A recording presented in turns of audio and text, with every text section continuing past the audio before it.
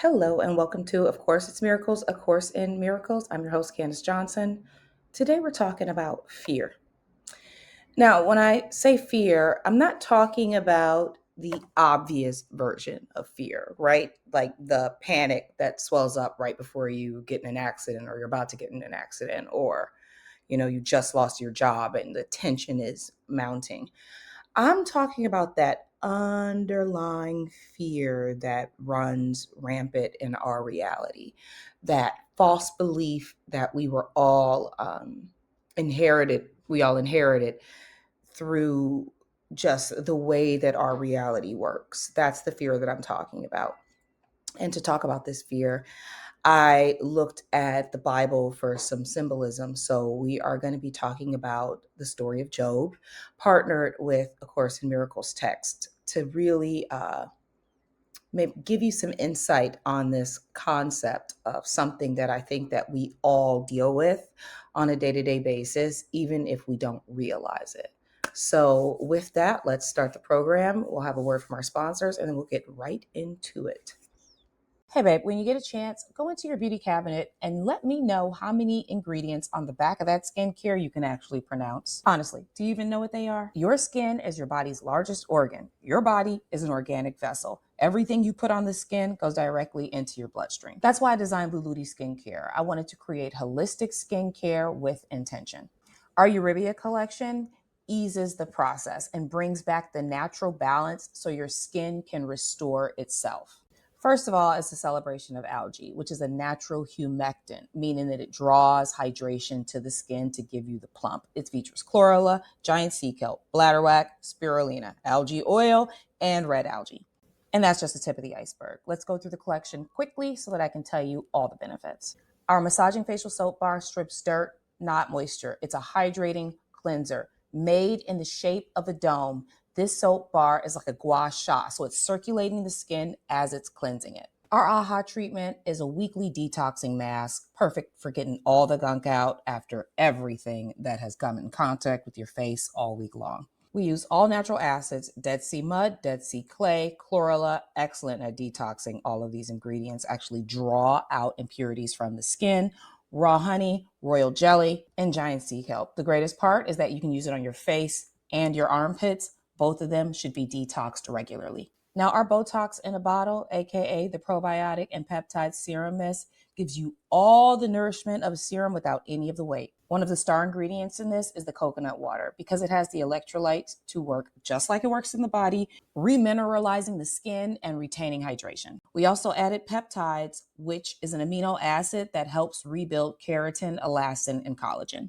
The probiotics help balance the skin's natural microbiome, and the 40-day steep tincture of green tea and giant sea kelp is full of antioxidants to oxygenate the cells. Now, our Radiant Defense Gel gives you 24-hour moisture and hydration. It's got low molecular weight hyaluronic acid, what your body naturally produces to help hold on to and retain that hydration. It also features ethically sourced snail mucin that we have cold pack shipped from Italy. This is really an excellent hydrator. The algae oil, mango butter, and rose hip are the moisturizing elements to seal the skin and protect it all day.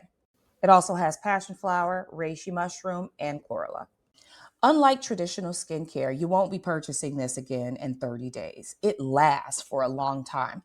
Our massaging facial soap bar usually lasts around 2 to 3 months.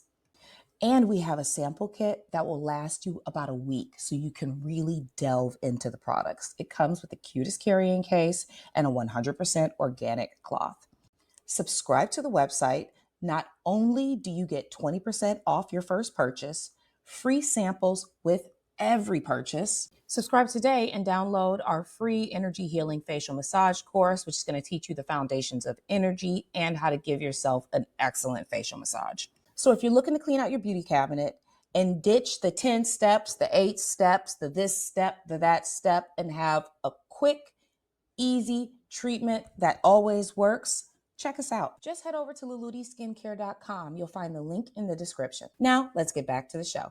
So like I said before, we're going to go over the book of Job. This weekend, I got the message to kind of go back to the Bible and look at these stories for a level of symbolism attached to them. And I'm really happy that I did.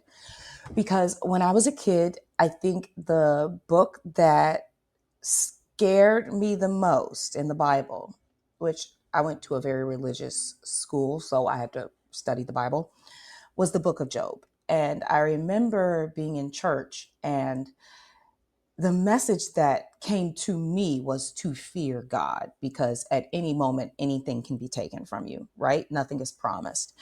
And now that I've gone back to the story, I see it from a completely different perspective. And I feel really grateful to have A Course of Miracles to help guide me along this telling. If you don't know about the book of Job, it's a guy who is a rich man, and there is this barter that's made between Satan and God, where Satan is challenging God, saying that, like, I'm sure that I can turn Job to my side. And God is saying, nah, he's the best. You can't really turn him. And Satan is saying, watch me. I'm going to take all his shit and all his health, and then you tell me what happens, okay? This really bothered me growing up. This idea that God is willing to barter our lives for a challenge with Satan, which is just like so petty, right? Super petty. But now, seeing it from this perspective, let's go over some terms, because I'm going to read you some of the book of Job. I'm not going to read the whole thing. It's super long. There's a lot of dialogue, but I think that I'll read enough for you to get the point. But let's go over some ways to look at this prior to even starting. We're going to turn Satan into the ego, and we're going to turn God into higher self, source, heart. All right. And from that perspective, we will tell the story and then come up with theories about what this could mean, with some ideas attached to it from me, obviously. Okay. So I'm going to get into reading, and I will be pausing to explain some things and to go over some parts that stood out to me like a sore thumb. I immediately said, oh, I don't remember this before. Okay. Okay. This is the prologue. There once was a man named Job who lived in the land of Uz. He was blameless, a man of complete integrity. He feared God and stayed away from evil. He had 7 sons and 3 daughters. He owned 7,000 sheep, 3,000 camel, 500 teams of oxen, and 500 female donkeys. He also had many servants. He was, in fact, the richest person in that entire area. Job's sons would take turns preparing feasts in their homes, and they would also invite their 3 sisters to celebrate with them. When these celebrations ended, sometimes after several days, Job would purify his children. He would get up early in the morning and offer a burnt offering for each of them. For Job said to himself, perhaps my children have sinned and have cursed God in their hearts. This was Job's regular practice. Titled Job's First Test. One day, the members of the heavenly court came to present themselves before the Lord, and the accuser, Satan, came with them. Where have you come from? The Lord asked Satan. Satan answered the Lord, I've been patrolling the earth, watching everything that's going on. Then the Lord asked Satan, have you noticed my servant Job? He is the finest man in all the earth. He is blameless, a man of complete integrity. He fears God and stays away from evil. Satan replied to the Lord, yes, but Job has good reasons to fear God. You have always put a wall of protection around him and his home and his property. You have made him prosper in everything he does. Look how rich he is. But reach out and take away everything he has, and he will surely curse you to your face. All right, you may test him, the Lord said to Satan.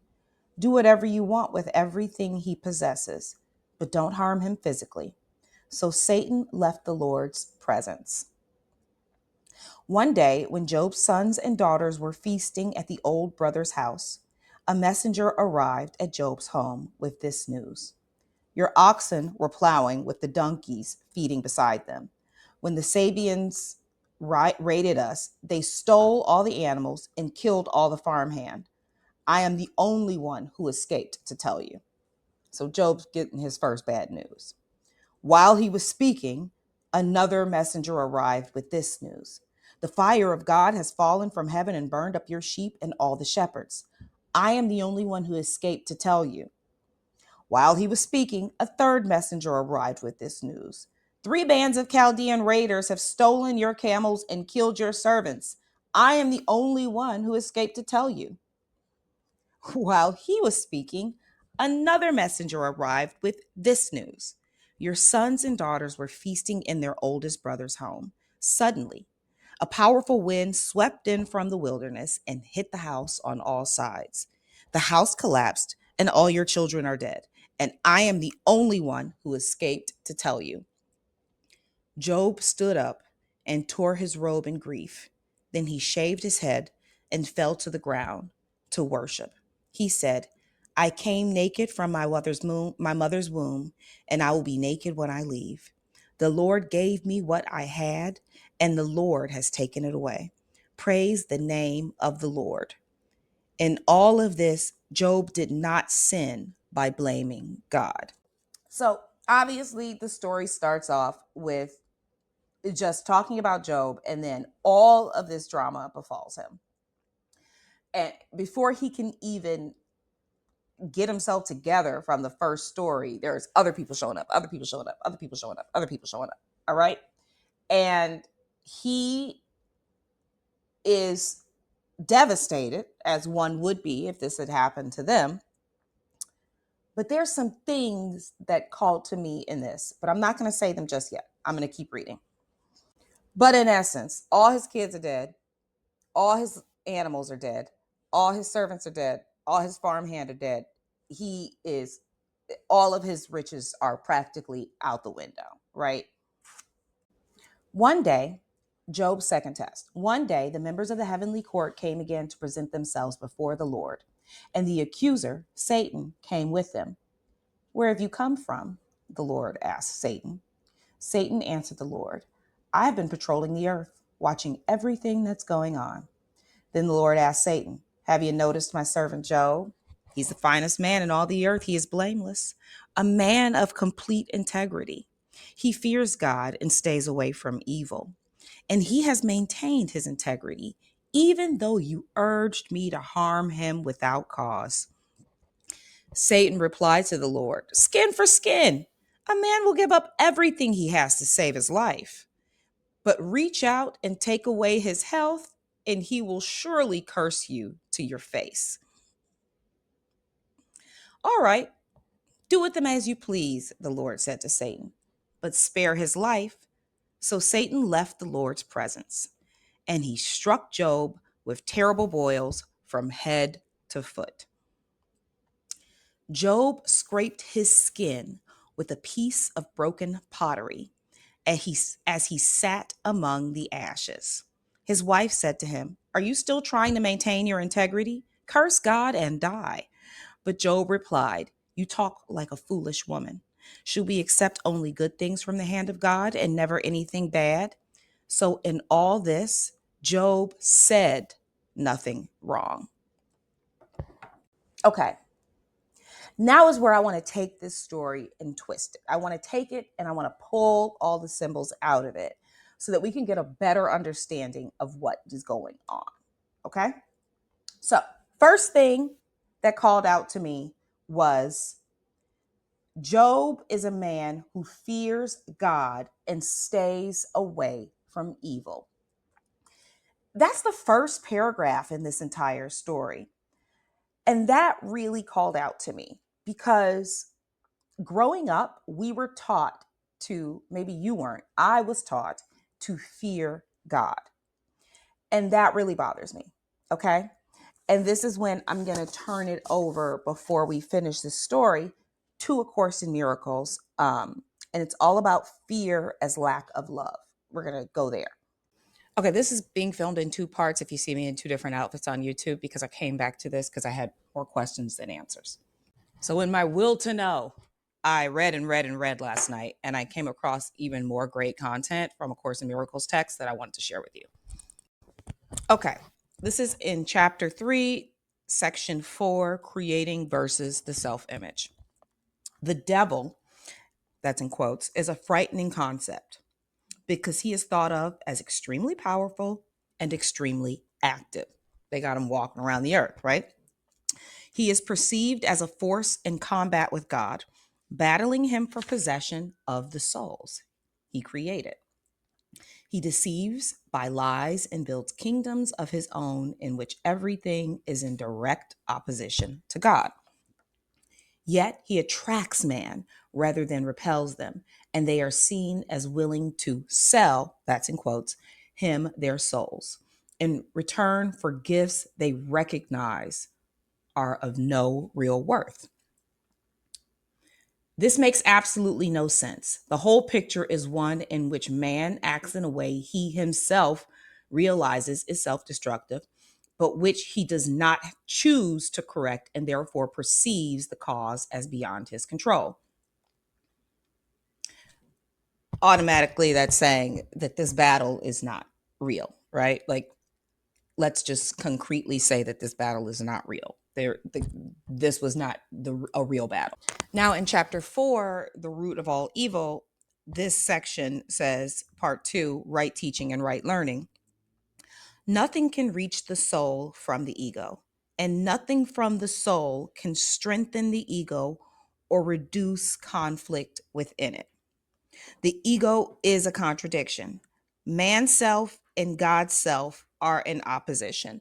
So when we listen to this book of Job, we can see that this is a battle of those two, this higher soul and the ego. Okay. They are opposed in creation, in will, and in outcome. They are fundamentally irreconcilable because the soul cannot perceive and the ego cannot know. So instead of thinking that there's someone bartering for your soul, it's best to consider that there is like this higher self that is over here. There is this ego that's over here, and they don't have any communion with each other. So this battle is, I think this battle is a battle of the will of the mind versus the higher mind versus the lower mind, or the higher mind versus the ego being lower mind. Now, in A Course in Miracles, this is chapter 2 lesson. This is chapter 2, section 4, fear as lack of love. You believe that being afraid, it's in quotes, is involuntary, something beyond your control. Yet, I have told you several times that only constructive acts should be involuntary. We have said that Christ's control can take over everything that does not matter, while Christ's guidance can direct everything that does if you so choose. Fear cannot be Christ controlled, but it can be self controlled. It prevents me from controlling it. The correction is therefore a matter of your will. Because its presence shows that you have raised the unimportant to a higher level than it warrants. You have thus brought it under your will, where it does not belong. This means that you feel responsible for it. The level confusion here is obvious. The reason I cannot control fear for you is that you are attempting to raise to the mind level the proper content of lower order reality. I do not foster level confusion, but you can choose to correct it. You would not tolerate insane behavior on your part and would hardly advance the excuse that you could not help it. Why should you tolerate insane thinking? There is a confusion here which you would do well to look at clearly. You believe that you are responsible for what you do, but not for what you think. The truth is that you are responsible for what you think, because it is only at this level that you can exercise choice. What you do comes from what you think. You cannot separate yourself from the truth by giving, that's in quotes, autonomy to behavior. This is controlled by me automatically as soon as you place what you think under my guidance. Whenever you are afraid, it is a sure sign that you have allowed your mind to miscreate or have not allowed me to guide it. It is pointless to believe that controlling the outcome of misthoughts can result in healing. When you are fearful, you have willed wrongly. This is why you feel responsible for it. You must change your mind, not your behavior. And this is a matter of will. You do not need guidance except at the mind level. Correction belongs only at the level where creation is possible. The term does not mean anything at the symptom level where it cannot work. The correction of fear is your responsibility. When you ask for release from fear, you are implying that it is not. You should ask instead for help in the conditions which have brought the fear about. Let's stop there for a second. When you ask for release from fear, when you say, I'm afraid, take this fear away from me, he can't do anything with that, right? Because that's like a mind level thing. You don't have anything to be afraid of, is what is being said. You should ask instead for help in the conditions which have brought the fear about. So the reason that you are afraid, that's what you need help with. Okay? These conditions always entail a separated mind willingness. At this level, you can help it. You are much too tolerant of mind wandering, thus passively condoning its miscreations. As in, we're always in our heads worrying about something, fearing something, allowing our minds to wander in these places of where we cannot control, and then allowing the fear to come in its place. This particular result does not matter, but the fundamental error does. The correction is always the same. Before you will to do anything, ask me if your will is in accord with mine. If you are sure that it is, there will be no fear. Fear is always a sign of strain, which arises whenever the will to do conflicts with what you do. I'm going to read that again. Fear is always a sign of strain, which arises whenever the will to do conflicts with what you do. The will to do conflicts with what you do. You want to do something, but you're conflicting about it, if you should do it or not. That's very tricky. This says this situation arises in two ways. First, you can will to do conflicting things, either simultaneously or successfully. This produces conflicted behavior, which is intolerable to yourself because the part of that will that wants you to do something else is outraged. Second, you can behave as you think you should, but without entirely willing to do so. This produces consistent behavior, but entails great strain within the self. In both cases, the will and the behavior are out of accord, resulting in a situation in which you are doing what you do not will. This arouses a sense of coercion, which usually produces rage. The rage then invades the mind, and projection in the wrong sense is likely to follow. Depression or anxiety is virtually certain. Okay? So, great example here. You're eating a burger while complaining about it making you fat. Right? Okay? You're working out even though you don't want to because you think it's the only thing that's going to keep you alive. There is a confliction between the will and the doing. There's a confliction between this, you have this conflict within yourself. And all of these situations produce fear. It is a conflict that produces the fear. Okay? Remember that whenever there is fear, it is because you have not made up your mind. Your will is split and your behavior inevitably becomes erratic. Correcting at the behavioral level can shift the era from the first to the second type of strain.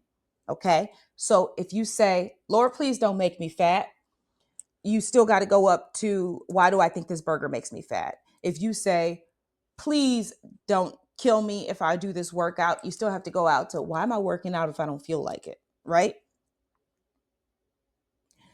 Correcting at the behavioral level can shift the era from the first to the second type of strain described above, but will not obliterate the fear. It is possible to reach a state in which you bring your will under my guidance without much conscious effort, as in, should I be working out today? I don't feel like working out. Does my higher self want this? Must not. I'm in conflict. Okay.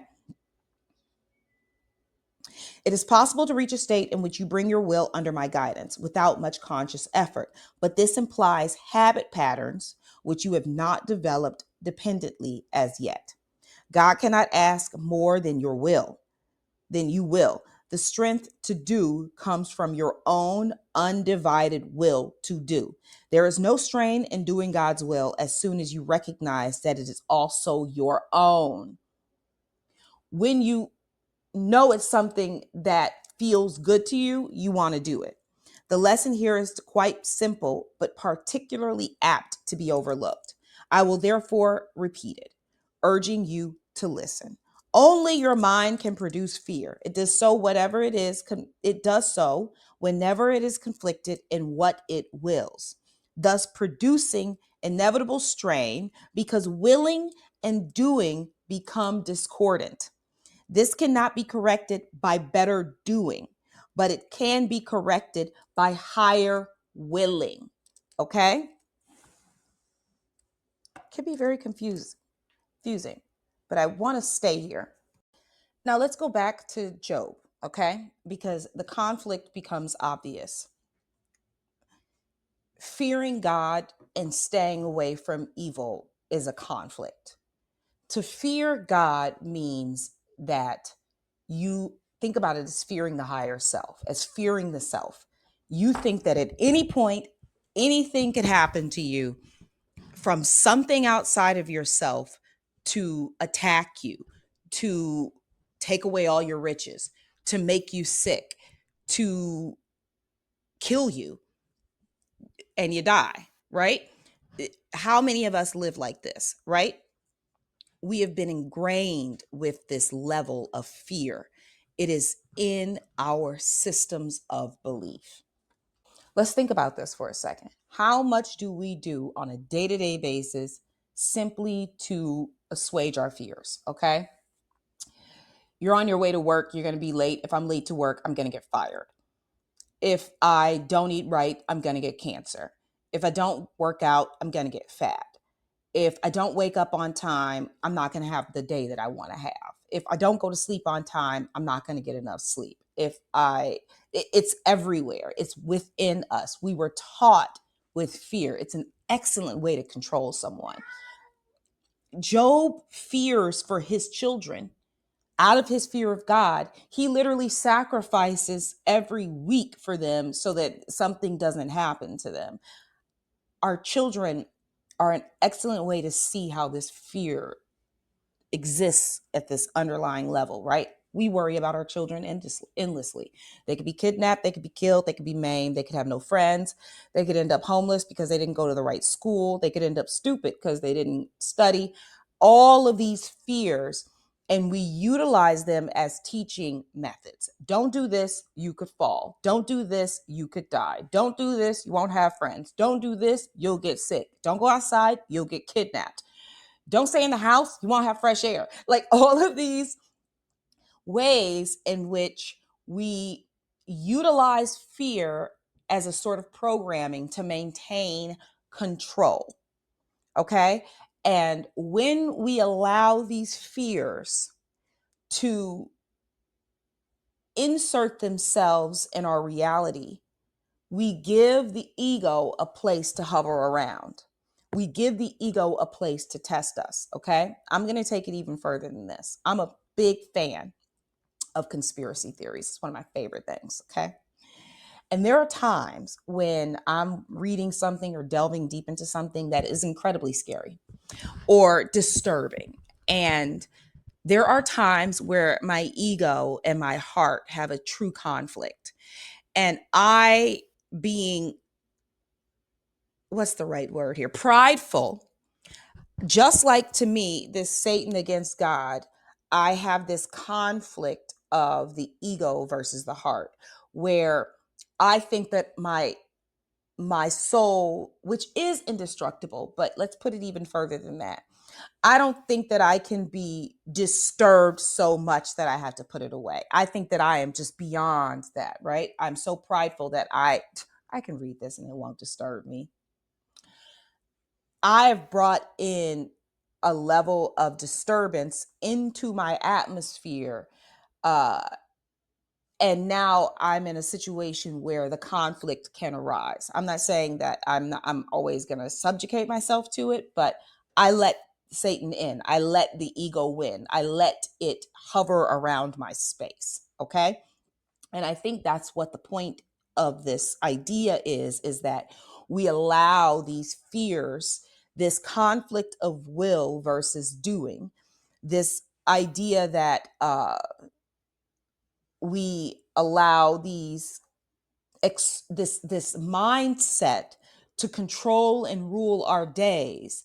And when what we were fearing actually happens, we don't blame uh the ego, we blame God. Instead of saying I let the ego in, we go straight to God. He did this to me, I did this to myself, I made myself sick, I made myself suffer, I made myself I didn't parent well enough, I didn't do enough. And I think that is the essence of this story. We're going to keep going with this, but I think that that's a really good place to have an understanding. And I've been thinking about this a lot, where you know you have a lot of money. I've been in this situation where we were really abundant, and constantly I couldn't even enjoy it. I was always worried about it being taken away, always worried about something happen, always worried about having an expense, always worried about going on vacation and spending too much money, and constantly worrying that I would not be able to fill my cup again. And not from a place of thinking that my ego would win. I thought that it would be me that did something wrong to ruin the opportunities that I had. Um, we do this when we talk to people. We fear we're going to say the wrong thing and we won't have any friends. We fear we're going to say the wrong thing and it'll bring down our entire career. We fear this thing, and then we utilize this fear to control every single thing that we do, for the external world. And then we're shocked when that fear manifests itself, even though it was already here hovering around. When it manifests itself in real life, we're you know the gall. So let's get back to Job. So Job is not in a good place. Okay. He's got practically leprosy. He's got boils all over his body. He ain't got no family, he ain't got nothing. He got a wife who is like, you are ready to die, buddy. And he's taking the side of a terracotta pot and scraping his boils off. Like, that's self-afflicting behavior right there. This behavior. You've been there. We all have. We work out so hard that the next day we can barely walk. We punish ourselves constantly. Constantly. Okay? And at this point in the story, here come the homies. All right. So Job's friends decide to come and sit with him for 7 days and 7 nights to bring him what he thinks will be comfort.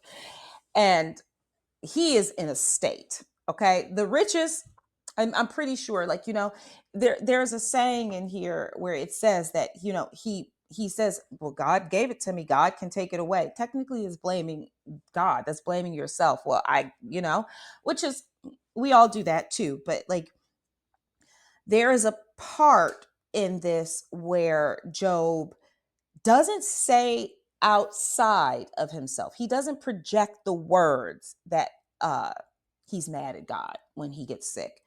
But it literally says he said nothing wrong, meaning you know where his thoughts are. What happened? I'm a righteous man. How dare this happen to me? Some of us either go, we are righteous, and some of us go, I must be wrong. I must be terrible. There are two camps, but it ends up being the same thing, right? So here come the homies sitting around Job, okay? And what he thinks is going to bring him comfort, and you've been this homie, I've been this homie, and you have these homies, I have these homies. They're like, Job, you must have sinned because God only punishes the wicked. What did you do? Not the comfort Job was expecting, okay? And he's like, I ain't done nothing wrong, okay? I fear God. Nobody gets it. They're like, no, no, no, no, no, no, okay? God punishes those that are bad. If you did bad, go to God, say you did bad, you'll get all your riches back. Job is like, I ain't done nothing. Stop coming to me with this mess. You're not helping me. I'm dying. I'm dying. I'm dead. I'm gone. I'm dying. Job doesn't know that his higher self, his ego, his higher self has consulted with the ego and said, don't kill him. He's not going to die, right? So he is on his deathbed. He is waiting to die. He is no comfort at all. He is in a state. He is pissed. He is feeling a certain type of way.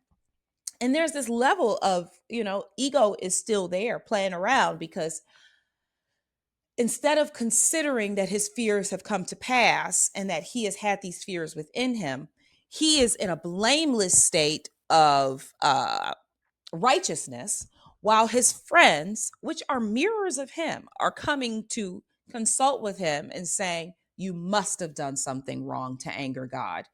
God is all powerful and he strikes down the poor just as much as he pulls up the rich. And when the rich man gets ridiculous, he strikes him down.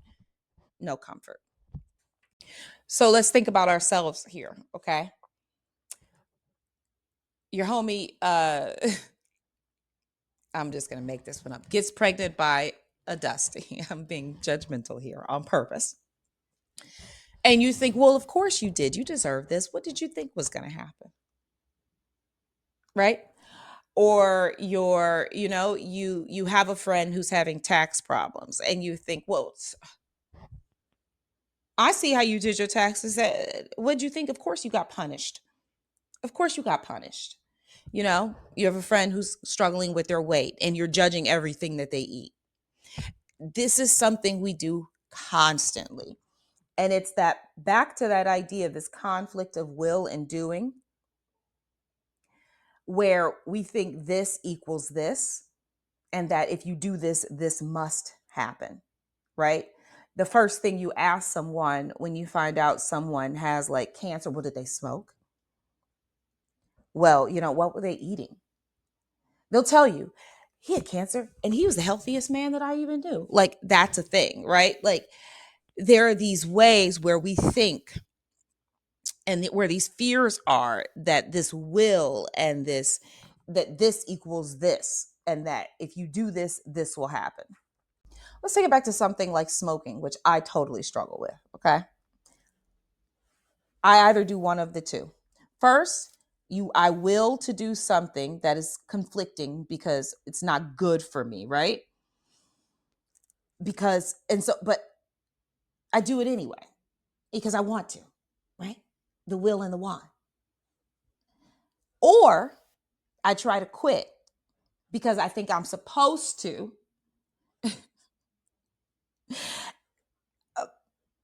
but I really don't want to.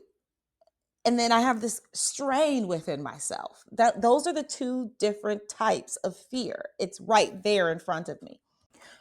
Another one. And I used to work as a consultant, with small business. I still consult, but it's a little bit more than what I was doing before. But something as simple as getting on Instagram. I had clients who really wanted to be good at Instagram. they behaved as they thought that they should. Everybody else is good, even though they weren't good at Instagram. And it may not have been the social media platform that was really good for them for their type of business, but we behave as though we think we should. And even though we don't want to do it, how many of us are doing that? I was doing this. That's why I got off of it. I'm like, I'm doing this, but I don't really want to do this. This is annoying. This is incredibly straining to do this. This is how I know I don't want to do it. I'm constantly in conflict, right? But note here in the Course in Miracles, nowhere in here does it say you should be doing this, you should be doing that, you should be doing that. That's entirely up to you what you will to do. It is when the conflict arises because you want to do something else, or either way, and you are arguing with yourself because you can't control the will. When God is saying, I can't do anything with the want, right? I can't do anything with this portion of it. Bring me the will. Let's go back to Job, because he's had this conversation with the homies. They have not helped. He's in a state. He decides he's going to take his complaint to God. Okay. Job frames his plea to God. I am disgusted with my life. Let me complain freely. My bitter soul must complain. I will say to God, don't simply condemn me. Tell me the charge you are bringing against me.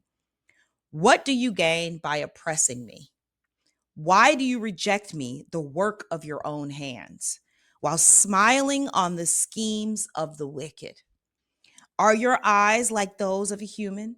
Do you see only things only as people see them? Is your lifetime only as long as ours? Is your life so short that you must quickly probe for my guilt and search for my sin? Although you know I am not guilty, no one can rescue me from your hands. You formed with me your hands, you made me. Yet now you completely destroy me?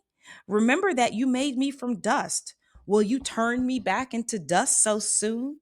You guided my conception and formed me in the womb. You clothed me with skin and flesh, and you knit my bones and sinews together. You gave me life and showed me your unfailing love. My life was preserved by your care. Yet your real motive, your true intent was to watch me. And if I sinned, you would not forgive my guilt. If I am guilty, too bad for me.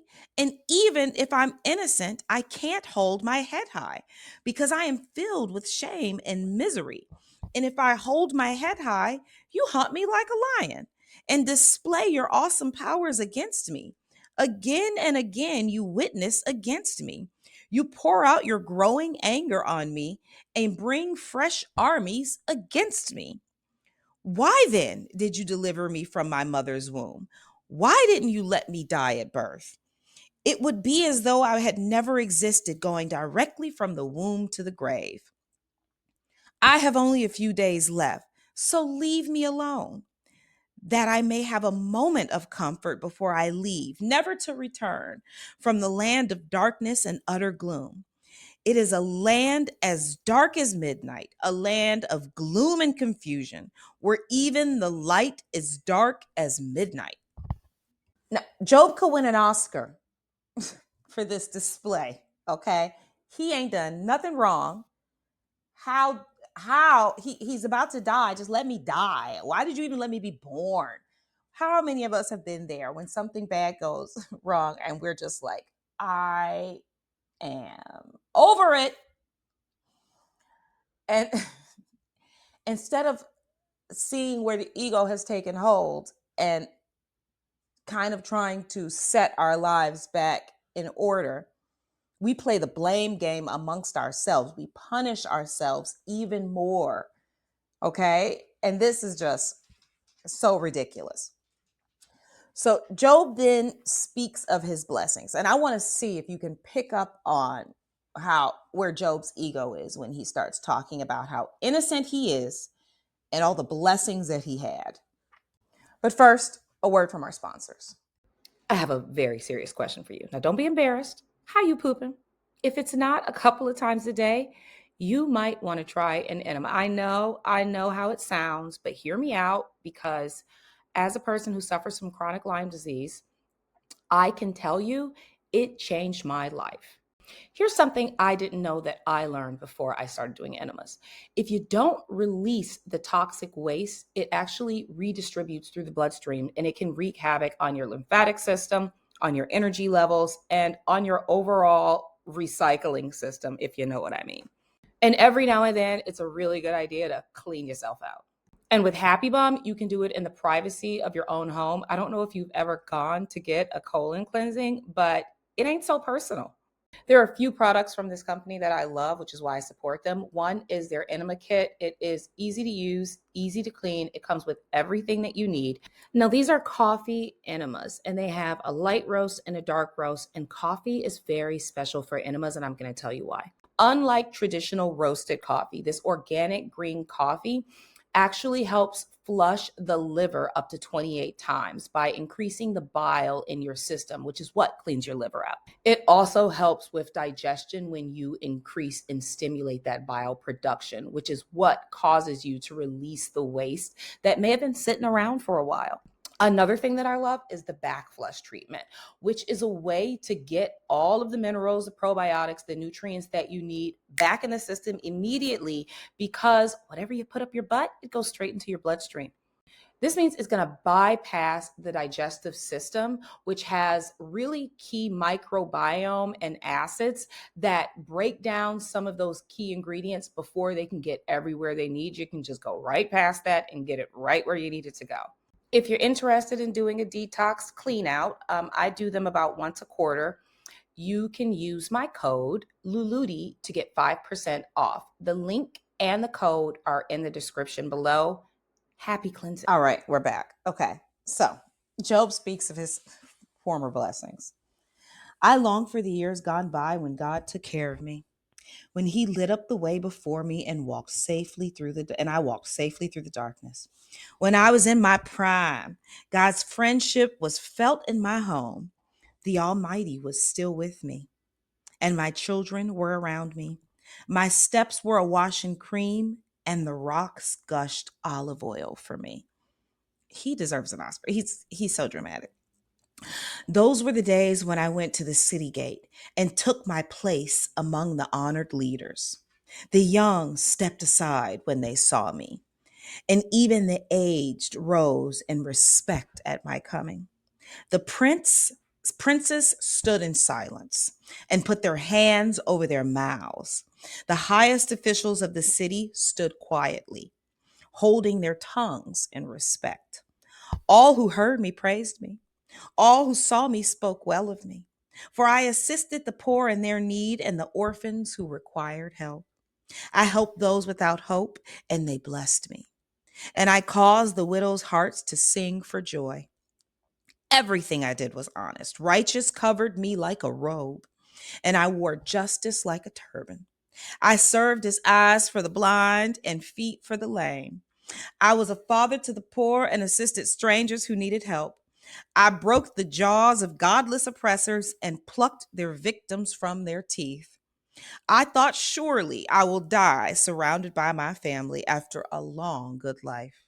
For I am like a tree whose roots reach the water, whose branches are refreshed with the dew. New honors are constantly bestowed on me, and my strength is continually renewed. Everyone listened to my advice. They were silent as they waited for me to speak. And after I spoke, they had nothing to add, for my counsel satisfied them. They longed for me to speak as people long for rain. They drank my words like a refreshing spring rain. When they were discouraged, I smiled at them. My look of approval was precious to them. Like a chief, I told them what to do. I lived like a king among the troops and comforted those who mourned. Now, I'm already calling BS on Job here, because what could you have said to the poor? You didn't say that to yourself now that you're poor. Clearly, whatever you were going around blessing all of these people, you don't even have the experience. Now you do, but you don't even know what to say to someone, because, and this is how you know he's full of some BS and there's some conflict going on. Because then he speaks of his anguish. And I read, but now, but now I am mocked by people younger than I, by young men whose fathers are not worthy to run with my sheepdogs. A lot of good they are to me, these worn out wretches. They are gaunt from poverty and hunger. This man has boils, and he's talking about somebody else's poverty and hunger. They claw the dry ground and desolate wastelands. They pluck wild greens from among the bushes and eat from the roots of broom trees. They are driven from human society, and people shout at them as if they were thieves. So now they live in frightening ravens. Oh, so now they live in frightening ravines, in caves, and among the rocks. They sound like animals howling among the bushes, huddled together beneath the nettles. They are nameless fools, outcasts from society. And now they mock me with the vulgar songs. They taunt me. They despise me and won't come near me except to spit in my face. For God has cut my bowstrings. He has humbled me. So they have thrown off all restraint. These outcasts oppose me to my face. They send me sprawling and lay traps in my path. They block my road and do everything they can to destroy me. They know I have no one to help me. They come at me from all directions. They jump on me when I am down. I live in terror now. My honor has blown away in the wind and my prosperity has vanished like a cloud. Now we see the conflict. Job has a hierarchical problem, and his ego of his piousness and righteousness is staring him in the face. And his biggest fears, being judged by his community, uh, is right there in front of him. His want is to stay away from evil, uh, but the idea that there is evil to stay away from, that there is something scary out there that can attack him, is literally right there in front of him now. He has to face this fear that he has created in his mind, the conflict of his, if I just do everything right, then nothing bad will happen to me. And these people who are now mocking me must have done something wrong. And that's why they are punished, is like coming back to bite him in the face. He can see now, like if he's, he can see, he's about to see because God's going to talk to him, but he's going to see now that like it's his righteousness that got him into this situation in the first place. And now he has to view the lens from this other perspective, this other side, to humble himself, right? And it's this idea that we can think we're doing right by staying away from the bad and putting something on the pyre to keep our children safe, but it's coming from this righteous side of, I do everything right and I can't do anything wrong. So it's the mind, it's the will that needs to be adjusted. So then God speaks to Job and he literally tells him that he needs to face what he's going to say like a man. And he makes it very clear. So first, God goes into an entire diatribe about how he the man and Job don't know nothing. He's literally like, I created the water. I created the boundary of the water. I created every animal in this joint. Everything is working according to my plan. Who are you? He's humbling Job because Job is having this pious scenario. And he's like, you don't even know anything, homie. Calm down. Okay. At this point, Job is literally asking why the wicked are being blessed and he is being cursed, as in, this is the reason why he's in the scenario that he's in. And God's not cool with that. So then Job responds and is like, okay, I don't know anything. And God has a second response. We're going to go to the sponsors and then we're going to talk about the second response. And now, just a quick word from our sponsors. I'm looking to have a real conversation with you about your energy levels. Tell me, be real for a second. Think about it. How's the coffee working? You having multiple cups a day and you're still tired? Or those naps, are you waking up more exhausted than when you went to sleep? It's all about the energy in your cells. If you're looking to increase your natural energy so that you can move through your day with purpose without collapsing, You need to work on the energy in the cells, period. The energy in the cells are what's powering your body up. You're just a collection of cells, nothing more, nothing less. Billions and billions of cells. And those cells are battery packs. And those battery packs take information in, use the information that it can, and excretes what it cannot. And if you're looking to power up your cells, I'm going to tell you to check out Shilajit. Why? It's all about the fulvic acid. The fulvic acid is where it's at. And Shilajit is about 80% fulvic acid. What is fulvic acid? Fulvic acid is the amino acid that makes the information on the inside of the cell, so that when you create the duplicate copies of the cell, you're creating a healthy duplicate copy. This is where that metabolism and that energy comes in. Taking just 0.05 grams 3 times a day is going to power you up, giving you the energy you need to fuel through your day. So listen up, my little battery pack. You can take it in 2 ways. You can get the honey sticks, meaning you can just easily add it to teas. I know you're taking my herbal remedies, my blood purifying, my womb healing teas, these things that are helping nourish your body. Add it. Just a little bit goes a long way. You can also take the resin, heat it up in a warm little pot of water, take that stick. It's going to have a pre-measuring device on there. All you got to do is add a tiny scant amount. You won't taste it. And you're providing the fulvic acid that your body is craving to help you restore the energy that you need to function on a day-to-day basis. Why aren't you getting that fulvic acid naturally? Well, it's because it's lacking greatly in our foods. You can tell me if you're eating 100% organic all the time, this might not be for you. But for the rest of us who may not be able to do that constantly, that is where we get the proper amount of fulvic acid. It's in the vegetables that comes from a healthy soil base that isn't grown with pesticides or synthetic fertilizers, okay? If you feel like you're eating too much junk food, processed food, things that come from a plant that don't grow from a plant, this is for you. If you feel like you can't afford to buy all of the organic produce that you would like, and who can? The grocery prices are insane. This is for you.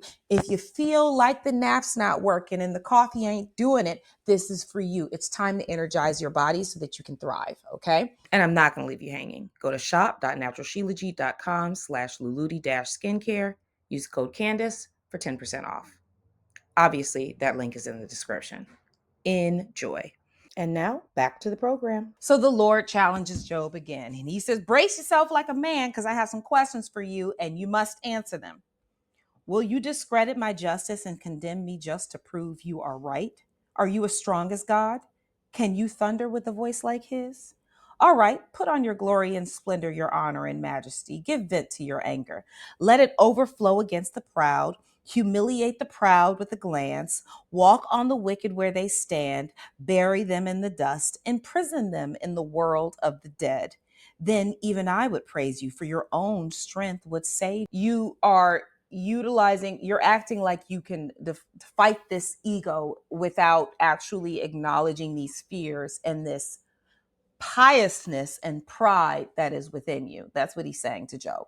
So this time, God goes into an entirely new diatribe, and he talks about the mighty animals that he created and how impenetrable they are. And in essence, he is relating it to how powerful we are and how powerful our higher souls are, and how sometimes, from my opinion, how sometimes we have to go through an experience outside of what we deem necessary to pick up a larger lesson here. And knowing and having trust and belief in who we truly are, we are impenetrable. Okay. And to question it instead of surrender to it to get the higher lesson is where Job was having these problems. And this is where he really does have to just admit defeat. And instead of continuing to fight, he surrenders and allows the lesson to pass.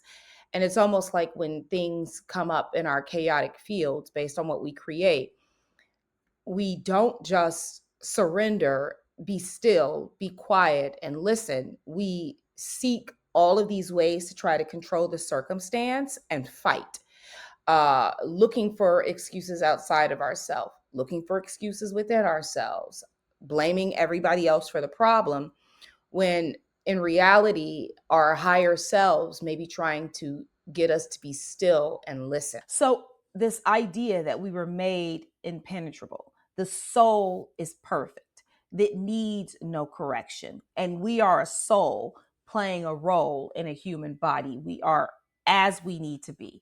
I think that's where these fears have to be laid aside. I made everything work as it's supposed to.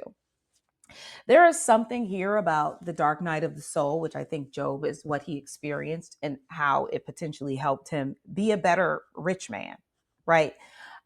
Which I think I'm going to cover on another day about how, when we experience this darkness, how we experience this darkness concludes to how we rise back up. And this level of needing this experience to help us on our journey, and that all beings, no one has you don't go to a conference to hear a motivational speaker tell you they had a good life and everything worked out for them and now they're rich. You go because they tell you about the downfall they had and how they climbed themselves back out, right?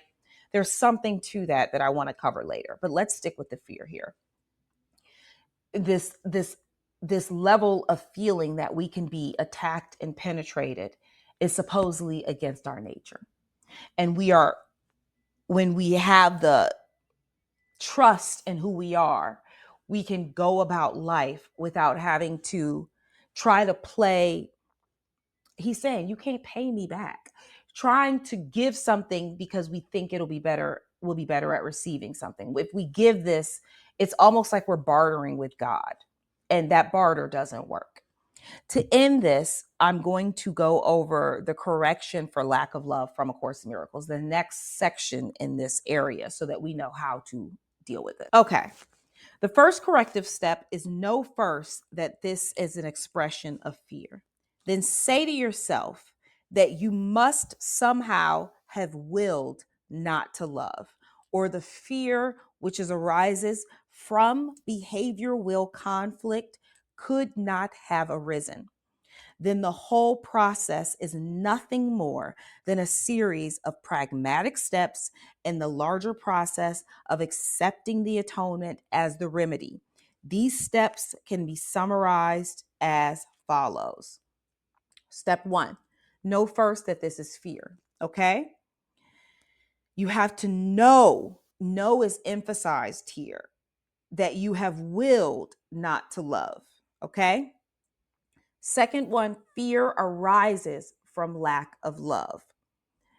Third, the only remedy for lack of love is perfect love. 4, perfect love is the atonement. We have emphasized that the miracle or the expression of atonement is always a sign of real respect from the worthy to the worthy. This worth is reestablished by the atonement. It is obvious then that when you are afraid, you have placed yourself in a position where you need atonement because you have done something loveless, having willed without love. This is precisely the situation for which the atonement was offered. The need for the remedy inspired its creation. As long as you recognize only the need for the remedy, you will remain fearful. However, as soon as you remedy it, you have also abolished the fear. This is how true healing occurs. So we have to go back to what is the atonement. The atonement is the understanding that you are perfect and you are limitless and that you are infinite and that you are created as the creator, period. Literally, when you are afraid of anything, you're acknowledging its power to hurt you.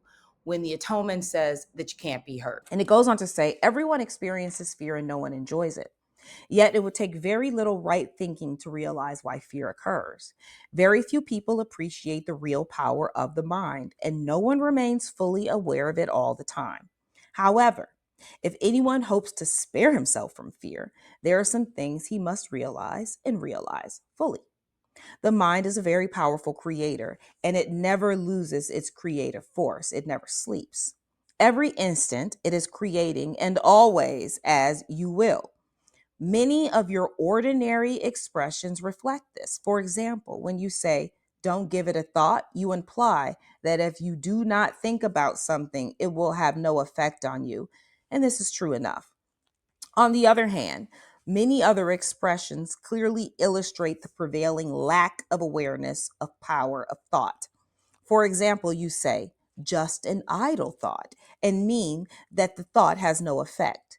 You also speak of some actions as thoughtless, implying that if the person had thought, he would not behave as he did. While expressions like think big give some recognition to the power of thought, they still come nowhere near the truth. You did not expect to grow when you say it because you do not really think that you will. It's hard to recognize that thoughts and beliefs combine into a power surge that can literally move mountains. It appears at first that to believe such power about yourself is merely arrogant, but that is not the real reason why you do not believe it. People prefer to believe that their thoughts cannot exert real control because they are literally afraid of them. Many psychotherapists attempt to help people who are afraid, say, of their death wishes by depreciating the power of the wish. They even try to free the patient by persuading him that he can think whatever he wants without any real effect at all. This is a real dilemma here, which only the truly right minded can escape. Death wishes not to kill in the physical sense, but they do kill spiritual awareness. All destructive thinking is dangerous. Given a death wish, a man has no choice except to act upon the thought or behave contrary to it. He thus chooses only between homicide and fear. The other possibility is that he depreciates the power of his thought.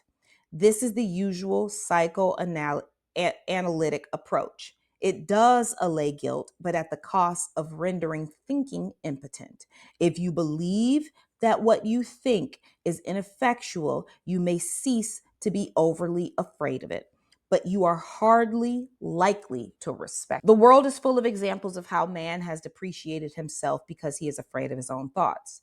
In some form of insanity, the thoughts are glorified, but this is only because of the underlying depreciation was too effective for tolerance.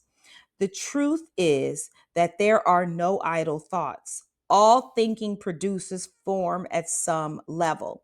The reason people are afraid of ESP and so often react against it because they know that thoughts can hurt them. Their thoughts have made them vulnerable. You who constantly complain about fear still persist in creating it. I told you because before that you cannot ask me to release you from fear because I know it does not exist, but you do not. If I merely intervene between your thoughts and their results, I would be tampering with the basic law of cause and effect, the most fundamental law there is in this world. I would hardly help if I depreciated the power of your thinking. This would be in direct opposition to the purpose of this course.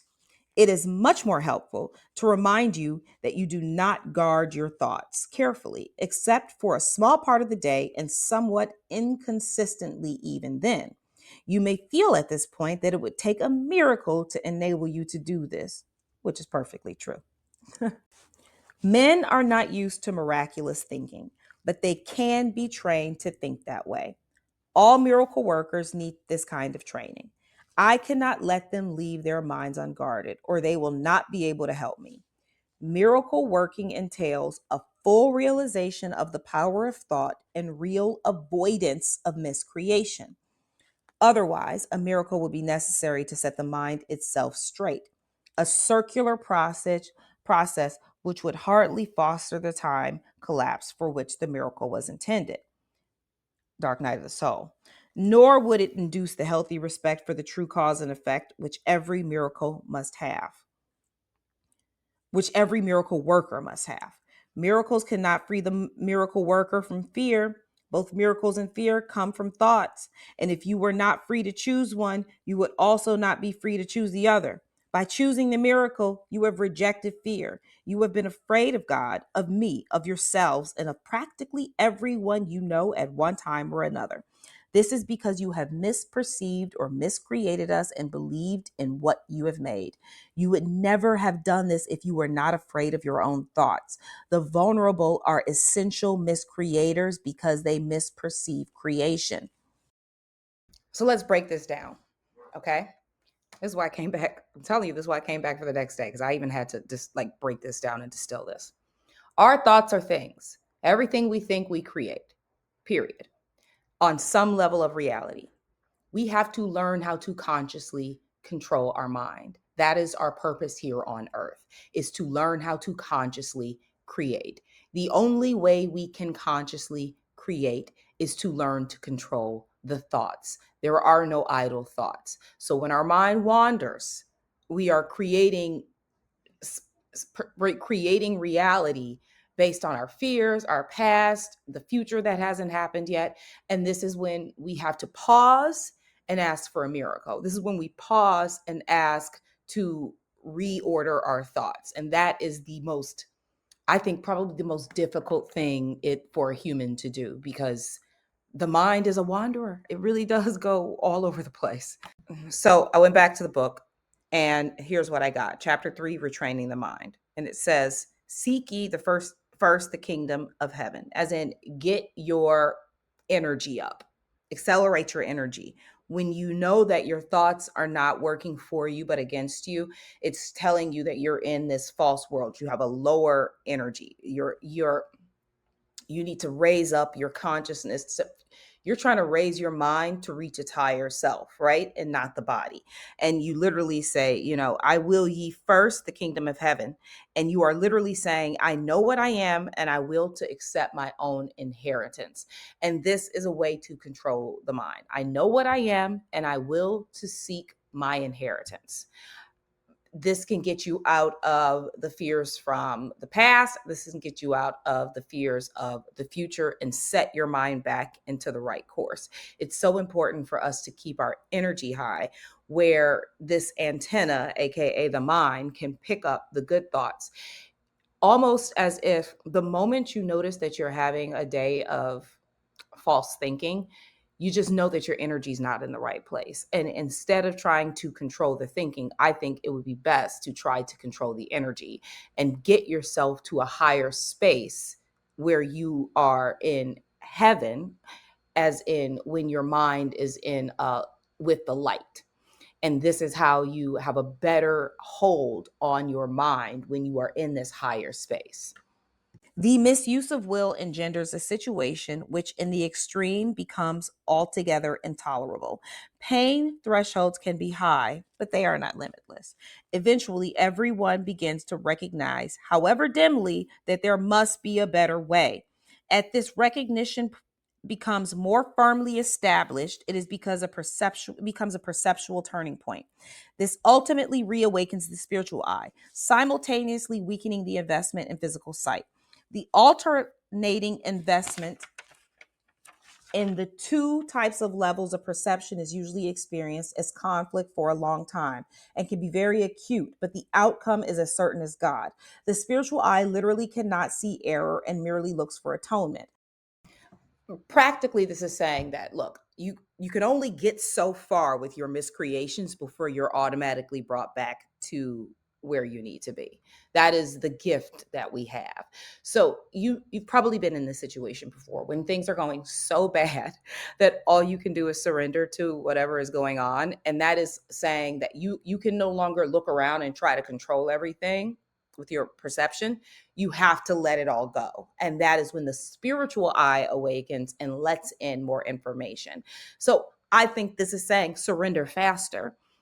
Stop trying to push your will on everything in a form of resistance, and instead release this control and allow the spiritual eye to take over, where you can't even see which way to go anymore. The eye no longer works. You reach a cap, and then you have nothing else that you can do but listen. All the solutions which the physical eyes seek dissolve in its sight. The spiritual eye, which looks within, recognizes immediately that the altar has been defiled and needs to be repaired and protected. Perfectly aware of the right defense, it passes over all others, looking past error to truth. Because of the real strength of its vision, it pulls the will into its service and impels the mind to concur. This reestablishes the true power of the will and makes it increasingly unable to tolerate delay. The mind then realizes with increased certainty that delay is only a way of increasing unnecessary pain, which it need not tolerate at all. The only way of increasing the pain threshold drops accordingly, and the mind becomes increasingly sensitive to what it would once have regarded a very minor intrusion of discomfort.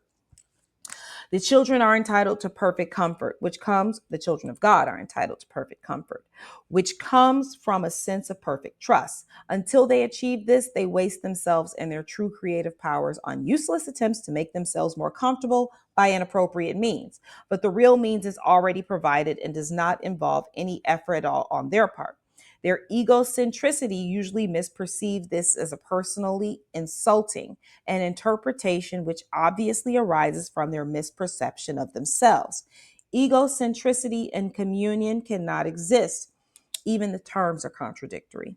The atonement is the only gift that is worthy of being offered to the altar of God. This is because of the inestimable value of the altar itself. It was created perfect and is entirely worthy of receiving perfection. God is lonely without his souls, and they are lonely without him.